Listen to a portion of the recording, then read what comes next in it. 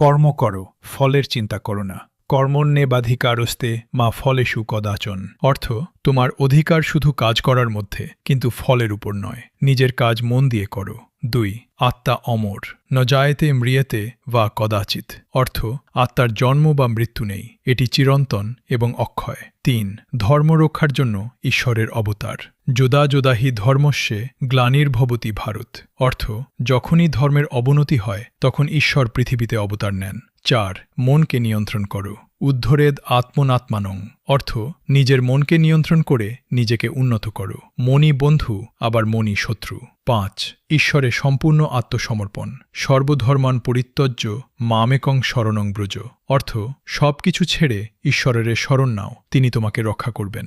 6. জ্ঞান সবচেয়ে পবিত্র, নহি জ্ঞানেন সদৃশং পবিত্রমিহ বিদ্যতে। অর্থ, এই পৃথিবীতে জ্ঞানের মতো পবিত্র কিছু নেই। 7. যা হয়েছে ভালোই হয়েছে। অর্থ, যা হয়েছে ভালো হয়েছে, যা হচ্ছে ভালো হচ্ছে।